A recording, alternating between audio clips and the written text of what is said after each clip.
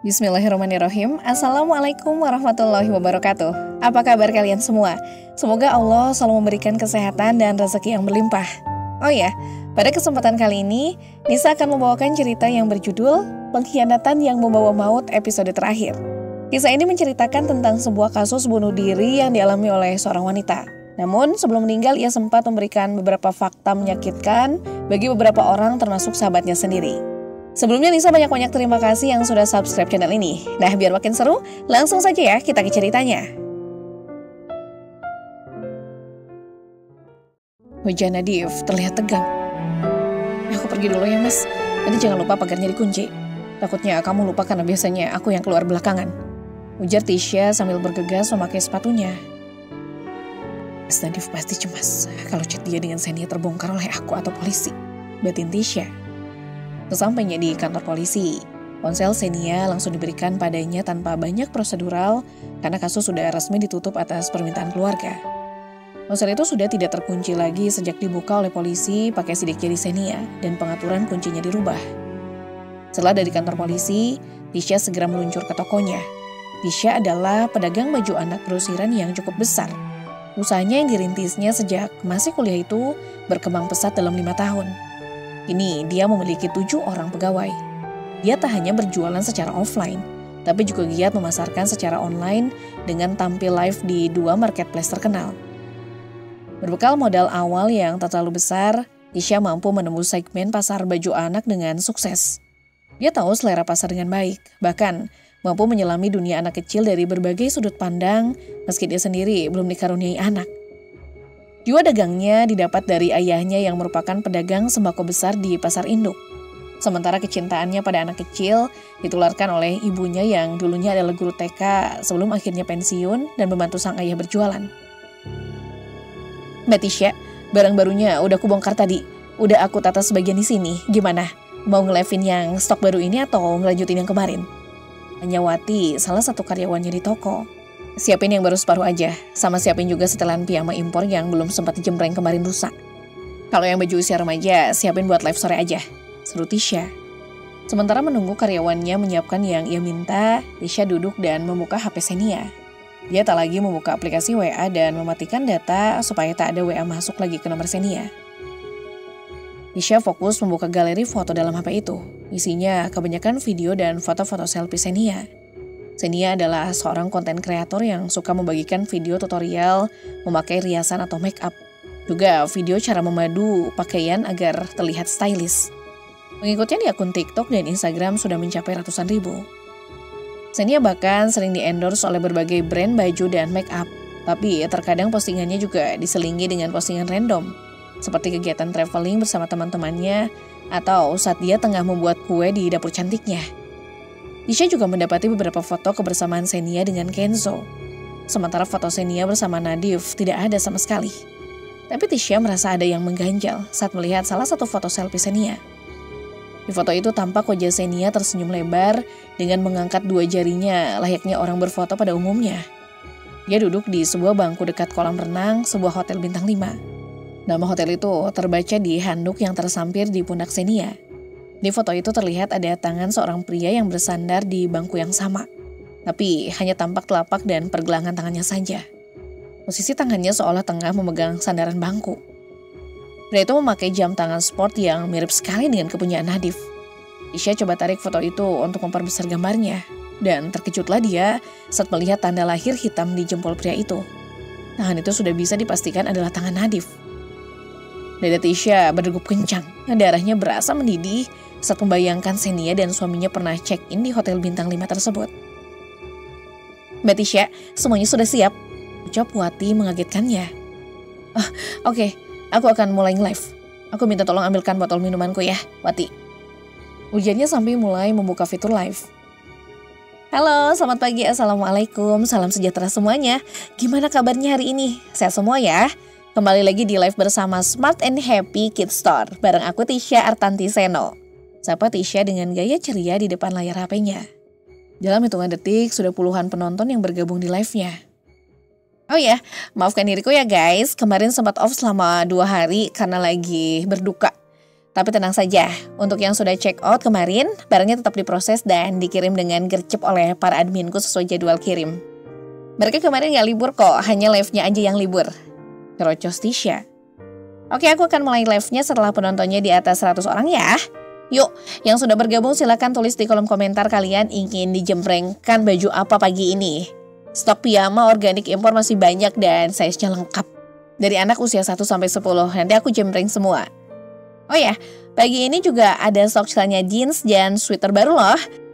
Ntar cepet-cepetan aja kalau mau ngedil, karena stoknya nggak banyak. Yuk, pada absen di kolom komentar dong, dan sebutkan mau di-spill baju yang apa dulu nih, sambil menunggu lebih banyak penonton lagi. Tisha lalu menegak air minumnya di botol sambil membuka plastik beberapa baju yang akan dijembreng. Dia mulai baca komen-komen yang muncul. Tisha seketika terkejut saat para penonton malah pada komentar tentang kematian Xenia. Kak, apa benar Kak Xenia telah meninggal dunia? Kak, aku juga follower dari Kak Xenia, teman Kak Tisha itu. Kaget banget saat tahu berita Kak Xenia sudah meninggal. Cerita dong Kak, meninggalnya karena apa? Hah, serius Kak Xenia meninggal?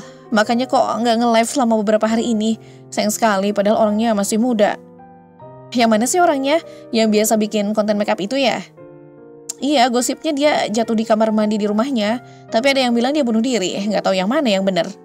Dan masih banyak lagi komentar yang menanyakan perihal kematian Xenia.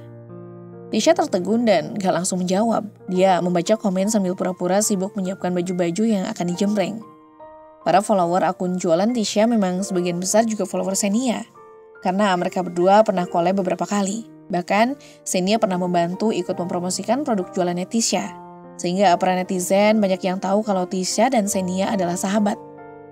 Saat Tisha mau menjelaskan ke para penonton, tiba-tiba ada satu komentar dari akun bernama Lambene Netizen yang membuat dirinya terhenyak kaget.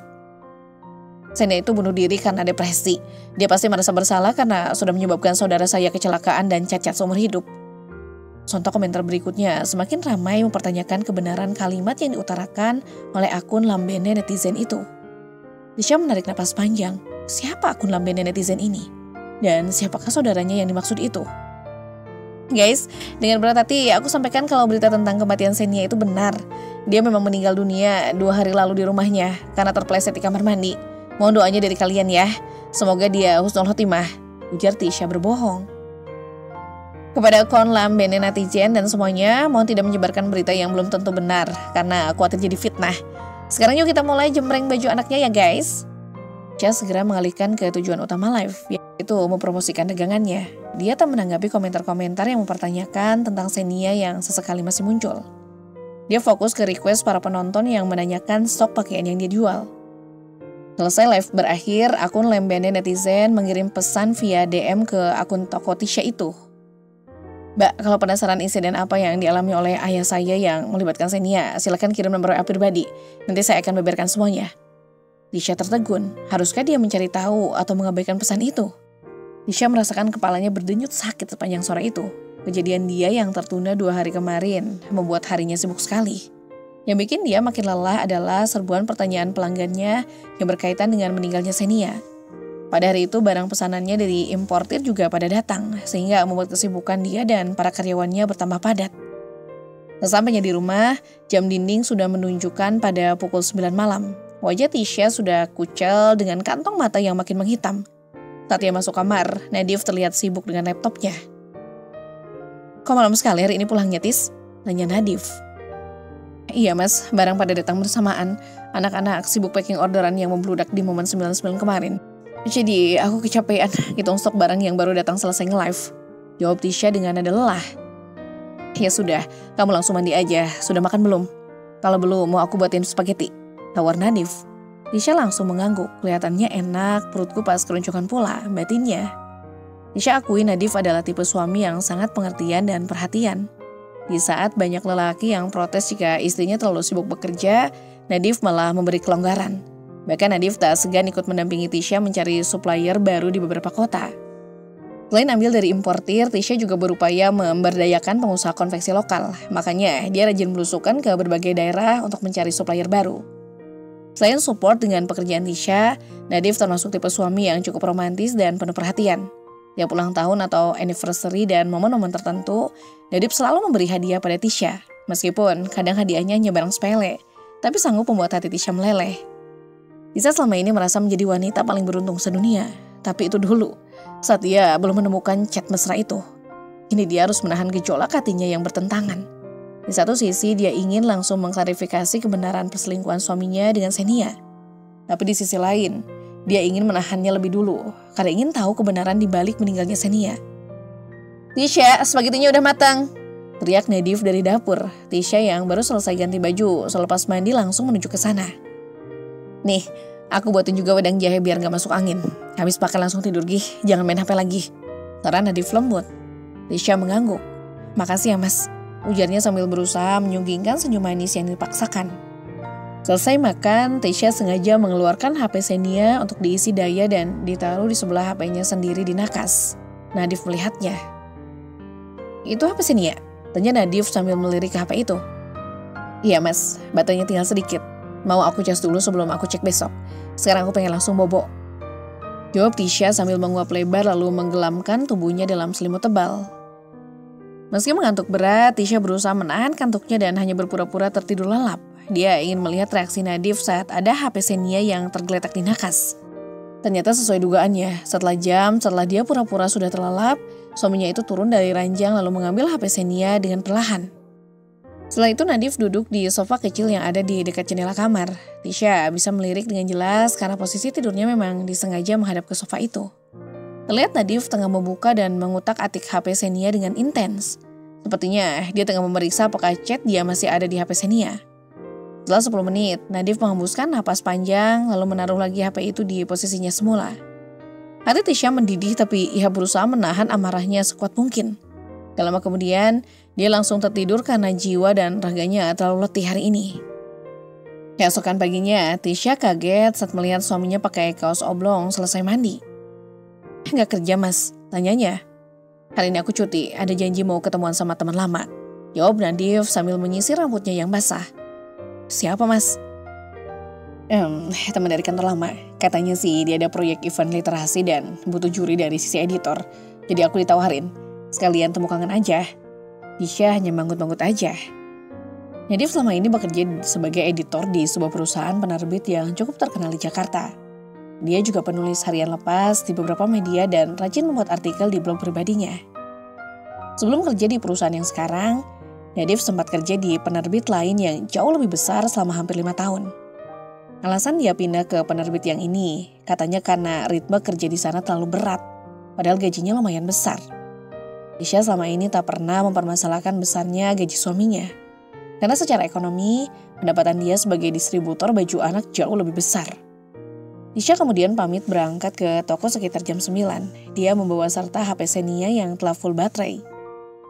"Sayang, sebaiknya kamu gak usah habisin waktu buat ngepoin isi HP Xenia. Nanti pikiran kamu malah jadi makin berat dan aku khawatir jiwamu semakin sulit untuk mengikhlaskan kepergiannya," ujar Nadif saat melihat Tisha memasukkan HP Xenia ke dalam tas. "Gak apa-apa mas, aku udah ikhlas kok, tapi aku malah makin lelah hati jika dibayangi rasa penasaran yang besar. Aku akan buka HP itu saat waktu senggangku saja, jadi pikiranku gak akan berat." Setelah itu dia buru-buru berangkat sampai gak nyadar kalau dompetnya ketinggalan. Dia baru ingat saat mau beli onde-onde langganannya, ternyata dompetnya gak ada di dalam tas. Lalu dia ingat kalau dompetnya itu dia taruh di atas kulkas. Terpaksalah dia kembali lagi ke rumah. Saat sampai di rumah, pintu depan masih terbuka dan mobil Nadif juga masih ada. Berarti suaminya itu masih di rumah, tapi rumah terasa sunyi senyap, serasa gak ada orang. Mungkin dia tidur lagi, batin Tisha. Tisha lalu bergegas ke dapur untuk mengambil dompetnya yang ketinggalan di atas kulkas tadi. Tapi langkahnya seketika terhenti saat ia mendengar suara Nadif tengah menelpon seseorang di teras belakang. Tisha berjalan perlahan sambil mengendap untuk menguping apa yang dibicarakan. Nadif pun tak menyadari sama sekali jika Tisha menguping di belakang pintu yang menghubungkan dapur dengan taman belakang. "Gak semudah itu Don. Aku semalam udah cek isi HP Xenia. Di aplikasi WA gak ada chatku sama sekali. Udah dihapus. Tapi chat yang lain masih ada, termasuk chatnya si Kenzo. Aku juga cek riwayat panggilan telepon. Nomorku udah hilang semua. Masalahnya yang hapus emang Xenia atau bukan?" ujar Nadif pada lawan bicaranya di telepon. Alis Tisha mengernyit. "Tapi polisi udah nutup kasusnya. Diputuskan bunuh diri sih. Tapi diselidiki lebih lanjut. Bapaknya Xenia sendiri yang minta polisi nutup kasus itu." Masalahnya istriku masih berusaha cari informasi di HP Xenia. Yesha semakin tak bergeming mendengar itu. Makanya itu, aku hari ini berencana mau ketemuan sama si S. Dia satu-satunya saksi kunci keterlibatan Xenia di kasusnya Pak Wiluyo. Tisha gak boleh sampai ketemu dengan cewek ini. Si S? Siapa inisial S ini? Saking seriusnya dia menguping pembicaraan Nadif, Tisha sampai terlonjak kaget dan mengucapkan istighfar dengan keras saat HP yang ada di saku celananya berdering. Nadif kaget mendengar suara Tisha lalu berdiri dan masuk ke dalam dapur. Tisha, sejak kapan kamu di situ? Kok balik ke rumah? Tanya Nadif. Untungnya Tisha berpura-pura seolah baru masuk dapur dari depan rumah dan berhenti di kulkas sambil memegang dompetnya. Wah, baru saja mas, dompetku ketinggalan nih, ada di atas kulkas.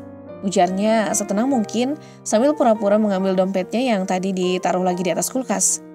Ujar Nadif masih terlihat tegang seperti kurang percaya. Kamu ngapain di taman belakang mas? Ngasih makan burung? Tanya Tisha dengan gaya polosnya. Iya Sya, jawab Nadif gugup. Oke, aku berangkat lagi ya mas, sahut Tisha sambil tersenyum renyah dan melambaikan tangannya lalu pergi lagi. Lihat saja mas, semakin banyak fakta yang kamu sembunyikan, aku akan semakin semangat untuk membongkarnya. Sekarang aku harus mencari tahu dulu siapa S ini, gumamnya dalam hati.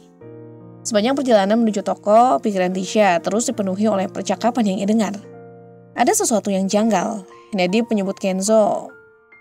Lalu ada si S yang disebut sebagai saksi kunci dalam kasus Pak Wiluyo. Siapa S ini?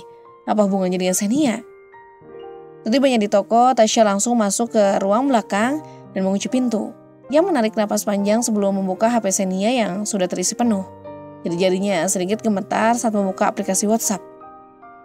Chat dengan Nadif memang sudah dihapus. Namun seperti yang dikatakan Nadif tadi, ada chat lain yang masih tersimpan. Salah satunya dari Kenzo. Dengan hati-hati, Tisha membuka percakapan Xenia dengan Kenzo. Xenia, kita gak bisa terus-terusan kayak gini. Aku takut kalau mereka tahu semuanya. Tenang aja Ken, aku sudah hapus semuanya, gak akan ada yang tahu. Tapi gimana kalau dia curiga? Kamu tahu sendiri sifatnya. Sudah, kamu gak usah khawatir. Aku tahu cara mengatasinya. Tisha terhenyak. Siapa yang mereka maksud? Apa mungkin aku? Tiba-tiba sebuah notifikasi masuk, sebuah pesan baru dari nomor tak dikenal. Aku tahu kamu lagi pegang HP Xenia. Kalau kamu pengen tahu kebenarannya, temui aku di kafe dekat Taman Kota jam 5 sore, sendirian. Tisha merasakan bulu kuduknya berdiri. Siapa ini? Apa ini ada hubungannya dengan si S? Matanya menatap jam di layar HP. Baru jam 11 siang. Ada 6 jam sebelum pertemuan misterius itu. Dan selama itu, dia harus mencari tahu sebanyak mungkin tentang apa yang sebenarnya terjadi sebelum semuanya terlambat. Apakah ini jebakan? Atau seseorang benar-benar ingin membantunya mengungkap misteri ini? Dia menatap HP Xenia cukup lama sebelum akhirnya memutuskan untuk menyimpannya kembali. Jika ia bertanya langsung pada Nadif atau Kenzo, kemungkinan besar mereka tidak akan mengaku. Tapi kalau si pengirim pesan ini benar-benar tahu sesuatu, aku tidak boleh melewatkan kesempatan ini. Setelah memastikan tak ada seorang pun yang melihatnya, Tisha keluar dari ruangan belakang toko dan kembali bekerja seperti biasa. Namun, pikirannya tak bisa lepas dari pertemuan nanti sore. Sore hari di kafe dekat Taman Kota. Tisha duduk di meja paling pojok dengan posisi yang memungkinkan dirinya melihat siapapun yang masuk. Tangan kanannya memegang cangkir kopi yang sudah mulai dingin, sementara tangan kirinya menggenggam erat ponselnya. 5 menit berlalu, 10 menit. Hingga akhirnya seseorang masuk ke dalam kafe. Sosok itu mengenakan hoodie hitam dengan topi yang menutupi sebagian wajah. Gerak-geriknya waspada, seolah memastikan tak ada yang mengikutinya. Tisha menahan napas saat orang itu berjalan ke arahnya dan duduk di kursi seberang. Saya gak punya banyak waktu, kata orang itu dengan suara pelan.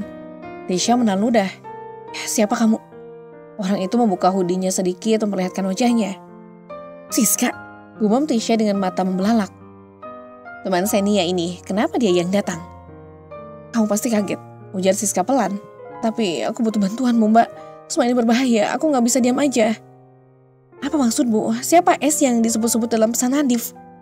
Siska menatap Tisha tajam sebelum akhirnya berbisik. S itu saya sendiri. Tisha terpaku. Anda, saksi kunci. Tapi kenapa? Kenzo dan Nadif menyembunyikan sesuatu dan saya... Siska menggigit bibirnya. Dia tahu semuanya. Tisha, dia cuma gak mau kamu tahu. Jantung Tisha berdetak makin cepat. Apa yang sebenarnya terjadi? Aku gak ngerti Siska, apa yang mereka sembunyikan?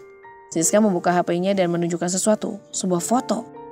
Tisha menajamkan pandangan. Foto itu menunjukkan Xenia, Nadif, Kenzo, dan seorang bapak-bapak yang sedang terkapar di jalanan dengan kondisi bersimbah darah. Yang tak lain itu adalah Pak Wiluyo. Mereka berdiri di depan sebuah mobil hitam dengan ekspresi tegang. Apa maksud foto ini? Bisik Tisha. Siska menatapnya dalam-dalam. Ini diambil malam sebelum Pak Wiluyo meninggal. Tisha merasakan darahnya berdesir. Apa yang sebenarnya terjadi malam itu, Mbak? Tanyanya spontan. Saat itu mereka sedang dalam kondisi mabuk, Mbak. Alkohol telah menguasai mereka dan mereka bertindak tanpa akal. Setelah kecelakaan itu, mereka malah sempat mendokumentasikan semuanya dan menganggapnya sebagai lelucon. Mbak, ungkap Siska tanpa ragu. Dan apa kau tahu bahwa Pak Wiluyo itu adalah ayahku, ayah kandungku. Dia yang merawatku sejak kecil. Siapa yang rela melihat ayahnya meninggal dengan cara yang tak adil seperti itu? Lanjutnya sembari meneteskan air mata. Pak Wiluyo ayahmu? Tanya Tisha memastikan apa yang ia dengar tak salah. Tanpa menjawab pertanyaan Tisha, Siska hanya menganggukkan kepalanya sebanyak 2 kali.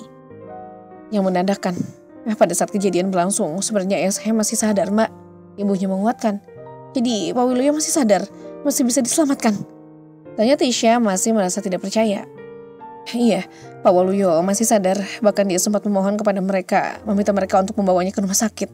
Tapi mereka malah meninggalkannya begitu saja di tengah jalan yang sepi. Jawab Siska dengan terbata-bata. Itu gila. Mereka malah foto-foto setelah kejadian itu. Tanya Tisha berusaha mengulik informasi. Dan yang lebih gila lagi, waktu itu sudah hampir pukul 2:30 pagi. Jalan itu sepi banget, gak ada yang lewat. Ayah saya cuma tergeletak dan mereka pergi begitu saja. Tubuh ayah saya baru ditemukan oleh warga di siang harinya, sekitar pukul 10 siang, dengan kondisi yang sudah begitu parah.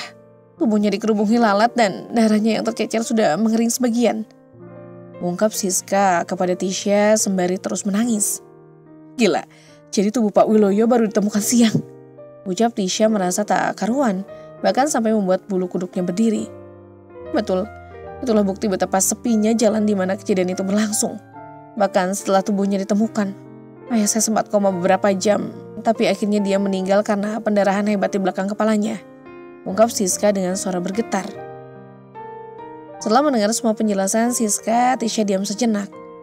Ia tak kuasa membayangkan betapa kejamnya suami dan sahabatnya itu. Mbak, sebelumnya saya mewakili mereka semua mengucapkan mohon maaf yang sebesar-besarnya. Perihal Xenia yang sudah meninggal, mohon dimaafkan. Supaya keduanya tenang di alam sana. Saya yakin ayah Anda sedang tersenyum di surga sana. Dalam ajaran kita, sebesar apapun kesalahan seseorang, namun ketika orang itu sudah meninggal, kita harus mengikhlaskan semua keburukan mereka. Kita harus memaafkannya sebisa mungkin. Namun dengan apa yang Anda sampaikan, saya tidak akan menutup mata atas kesalahan mereka. Bahkan sekalipun Anda ingin memenjarakan mereka, termasuk suami saya sendiri, saya persilahkan. Karena memang jika itu hukuman yang pantas untuk mereka terima, saya akan mendukung Anda. Ucap Tisha sembari terus mengelus pundak Siska, berusaha menenangkannya. Saya sudah memaafkan Xenia, Mbak, lahir batin. Bahkan ia sendiri yang sudah mengungkap semua itu ke saya. Dan satu hal yang Mbak Tisha perlu ketahui. Bahkan kini anak yang sedang dikandung oleh almarhumah adalah darah daging suami Mbak. Tanpa sepengetahuan Mbak dan Mas Kenzo. Hal itu Xenia ungkapkan ke saya sehari sebelum meninggal. Ia juga bilang kalau dia berniat untuk kabur ke luar negeri agar bisa melepas beban hidupnya yang begitu berat. Namun hal itu diketahui oleh suami Mbak. Dan dia melarang Xenia untuk pergi kemanapun. Hingga akhirnya gangguan depresi mulai menghantuinya. Dan terjadilah sudah. Dia bunuh diri dengan cara meminum obat dengan kapasitas lebih. Ungkap Siska. Kemudian Siska kembali mengotak-atik handphonenya. Ia menyerahkan semua bukti yang ia dapat. Foto, video, rekaman suara. Saat ia mengobrol dengan Xenia sebelum ia meninggal. Semua tanpa terkecuali.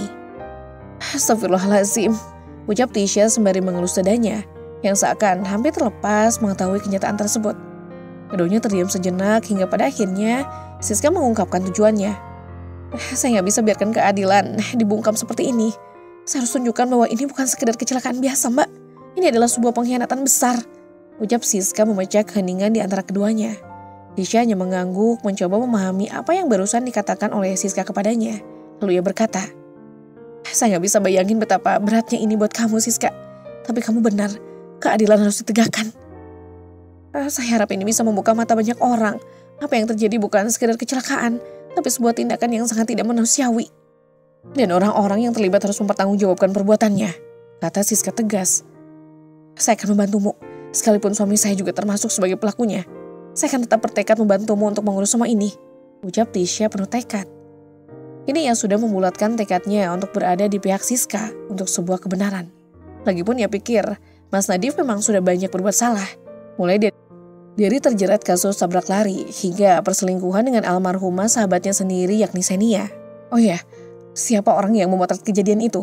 Kamu tahu nggak siapa yang melakukannya? Tanya Tisha dengan ekspresi penasaran. Aku tahu siapa yang memotret. Dia adalah Doni, teman kerja suamimu. Tisha duduk di sudut ruang tamu, menatap ponselnya dengan gelisah. Dia membuka pesan dari Siska membaca ulang rekaman suara yang tadi kirimkan. Dalam rekaman itu, terdengar suara Senia yang ketakutan berbicara dengan Kenzo. Kenzo, ini nggak benar. Kita nggak bisa terus-terusan menutupin ini. Suara Senia terdengar bergetar. Kamu diam aja, Senia. Gak ada yang perlu tahu kalau kamu ngomong kita semua bakal kena. Suara Kenzo terdengar keras, hampir mengancam. Tisha menggenggam ponselnya erat, dadanya sesak. Kenzo jelas menutupi sesuatu, dan Senia sebelum kematiannya tampaknya berusaha mengungkap kebenaran. Tapi bagaimana bisa semua ini berujung pada tragedi? Ia harus berhati-hati. Jika benar Doni, Kenzo, dan Nadif terlibat, maka langkahnya harus diperhitungkan dengan matang. Ia tidak bisa sembarangan menuduh tanpa bukti konkret. Tisha memutuskan untuk menemui seseorang yang ia percayai. Seseorang yang bisa membantunya mencari tahu lebih dalam. Mas Haris, seorang mantan jurnalis investigasi yang kini bekerja sebagai pengacara. Malam ini ia mengirim pesan kepada Mas Haris meminta waktu untuk bertemu. Keesokan harinya di sebuah kafe yang cukup sepi, Tisha duduk berhadapan dengan Mas Haris. Pria itu menatapnya dengan sorot mata penuh tanya. Tisha, aku bisa lihat kamu benar-benar cemas, ceritakan semuanya. Tisha menarik napas dalam-dalam lalu mulai menjelaskan. Ia menceritakan tentang foto yang ditemukan Siska, tentang rekaman suara Senia dan Kenzo, serta keterlibatan Doni dalam malam tragis itu. Mas Haris mendengarkan dengan seksama, sesekali mengangguk. Ini serius, Tisha. Kalau benar Doni ada di sana malam itu, dia bisa jadi saksi kunci. Dan kalau rekaman ini bisa dibuktikan keasliannya, kita punya bukti kuat untuk menyeret Kenzo ke jalur hukum. Nah, tapi aku takut, Mas. Nadif suamiku, dia juga dekat dengan mereka. Aku nggak tahu sejauh mana keterlibatannya. Suara Tisha melemah, matanya berkaca-kaca. Mas Haris menepuk punggung tangannya pelan. Kita akan cari tahu dengan hati-hati. Jangan gegabah. Aku punya kenalan di kepolisian yang bisa dipercaya. Kita harus pastikan dulu semua bukti kuat sebelum langkah lebih jauh. Tisha mengangguk. Mas, aku takut kalau mereka tahu aku sedang mencari tahu soal ini. Aku gak mau mereka menyakiti orang-orang yang aku sayangi. Makanya kita harus bergerak dalam diam. Biarkan aku yang mengurus ini. Kamu tetap beraktivitas seperti biasa. Jangan sampai mereka curiga. Dan satu hal lagi, jangan konfrontasi Nadif secara langsung. Kita gak tahu apa yang dia sembunyikan. Sepulang dari pertemuan itu, Tisha merasa sedikit lebih tenang. Meskipun hatinya masih dihantui banyak ketakutan. Ia tahu ini baru permulaan. Langkahnya untuk mencari kebenaran baru saja dimulai dan ia harus lebih kuat dari sebelumnya. Di sisi lain, di sebuah ruang gelap, Kenzo menerima telepon dari seseorang. Wajahnya tegang. Kita punya masalah, ada yang mulai cari tahu tentang malam itu. Suara di seberang terdengar dingin. Siapa? Kenzo mengepalkan tangannya. Istri Nadif, Tisha. Hentikan dia sebelum semuanya terlambat. Kenzo menelan ludah. Ia tahu dalam dunia ini, kesalahan sekecil apapun bisa berujung maut. Malam semakin larut ketika Tisha tiba di rumah. Ia mencoba bersikap biasa di hadapan Nadif, meskipun pikirannya terus dihantui rasa waspada. Namun perasaan cemasnya semakin menjadi ketika ia melihat Nadif tengah berbicara di telepon dengan nada suara yang rendah dan terkesan rahasia. Iya, besok kita atur ulang semuanya. Aku gak mau ada yang bocor. Ucap Nadif singkat sebelum menutup teleponnya. Tisha menelan ludah. Ia berusaha menenangkan diri, tetapi firasat buruk semakin menghantuinya. Nadif jelas menyembunyikan sesuatu. Apakah ia sudah mencurigai dirinya? Sementara itu di sebuah tempat lain, Kenzo duduk di dalam mobilnya memainkan rokok di tangannya dengan gelisah. Ia baru saja menerima perintah yang jelas. Hentikan Tisha atau segalanya akan berantakan. Ia meremas setir mobilnya. Kalau dia terus cari tahu, kita semua tamat. Doni yang duduk di sampingnya hanya diam. Ia tidak menyangka bahwa permainan yang dulu mereka anggap sepele kini berujung pada ancaman nyata. Jadi apa rencanamu? Tanya Doni akhirnya. Kenzo membuang napas panjang. Kita buat dia ketakutan, kirimkan peringatan dulu. Kalau dia masih ngeyel, kita ambil langkah lain. Pagi harinya Tisha bangun dengan perasaan tidak enak saat ia membuka ponselnya sebuah pesan tanpa nama masuk. Berhenti mencari tahu atau kamu yang selanjutnya. Darah Tisha membeku, tangannya gemetar saat ia membaca pesan itu berulang kali. Sementara itu di tempat lain, Kenzo masih berbicara melalui telepon dengan suara dingin di seberang sana. Aku akan mengurusnya, tapi kita harus berhati-hati. Jika dia sampai menemukan Doni, semuanya bisa berantakan. Jangan sampai terjadi, Kenzo. Bereskan semuanya sebelum dia bertindak lebih jauh. Kenzo menutup teleponnya, wajah semakin tegang. Dia menatap ponselnya, lalu mengirim pesan singkat kepada seseorang. Kita perlu bicara, temui aku malam ini di tempat biasa. Di rumahnya, Tisha mencoba bersikap biasa di hadapan Nadif. Namun, setiap kali menatap suaminya, ia merasakan perasaan tak nyaman yang semakin besar. Ia harus segera bertindak sebelum semuanya terlambat. Esok harinya, Tisha bertemu kembali dengan Siska.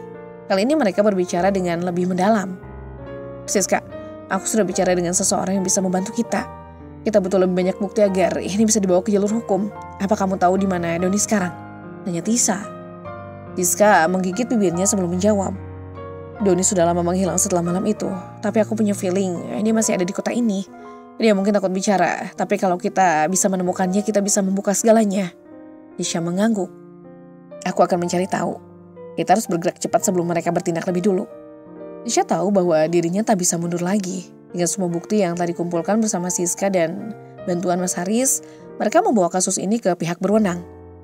Mas Haris berhasil menghubungi seorang penyidik yang ia percayai. Dan dalam waktu singkat, polisi mulai menyelidiki ulang kematian Pak Wiluyo. Dengan bukti foto, rekaman suara, dan kesaksian Siska, mereka memiliki cukup alasan untuk menahan Nadif, Kenzo, dan Doni untuk diinterogasi lebih lanjut. Suasana rumah Tisa semakin mencekam. Nadif mulai menyadari bahwa Tisa sedang menyelidikinya, dan dia menjadi lebih mudah tersulut emosi. Namun Tisa tetap bertahan, menjaga wajah tetap tenang, seolah tak terjadi apa-apa. Hingga akhirnya di suatu malam, pintu rumahnya diketuk keras. Polisi datang dengan surat penangkapan. Nadif mencoba menyangkal semua tuduhan, tetapi bukti yang ada terlalu kuat untuk dibantah. Kenzo dan Doni juga tak bisa lagi menghindari hukum. Saat Nadif dibawa ke mobil polisi, ia sempat menatap Tisa dengan amarah bercampur rasa bersalah. Kenapa kamu lakukan ini? Aku suamimu. Tisa menatap tajam. Karena aku tahu yang benar dan salah, dan aku memilih untuk tidak berdiam diri. Setelah melalui persidangan panjang, hakim akhirnya menjatuhkan vonis kepada para pelaku. Kenzo dan Nadif dijatuhi hukuman penjara atas kelalaian yang menyebabkan kematian dan tindakan meninggalkan korban tanpa pertolongan. Doni sebagai saksi kunci dapat hukuman lebih ringan setelah bekerja sama dengan polisi. Siska akhirnya mendapatkan keadilan untuk ayahnya, meski rasa sakit kehilangan itu tetap ada. Dia bisa sedikit tenang mengetahui bahwa mereka yang bersalah telah mempertanggungjawabkan perbuatannya. Tisa, meskipun hatinya hancur mengetahui bahwa suaminya ternyata menyimpan begitu banyak kebusukan, merasa lega. Ia tahu bahwa keputusan yang diambilnya adalah yang terbaik. Ia memilih untuk melanjutkan hidupnya tanpa bayang-bayang kebohongan. Di akhir semuanya, ia berdiri di depan makam Senia dan Pak Wiluyo, menaburkan bunga sambil berbisik pelan. Semoga kalian tenang di sana, keadilan telah ditegakkan. Lalu dengan langkah mantap ia melangkah pergi, meninggalkan segala kegelapan di masa lalu untuk menatap masa depan yang lebih terang. Tamat. Pesan moral, pengkhianatan selalu meninggalkan luka yang dalam dan dampaknya bisa menghancurkan hubungan yang telah dibangun dengan susah payah. Kepercayaan itu rapuh, sekali dikhianati akan sangat sulit untuk mendapatkan kembali. Bahkan bisa mengarah pada kehancuran.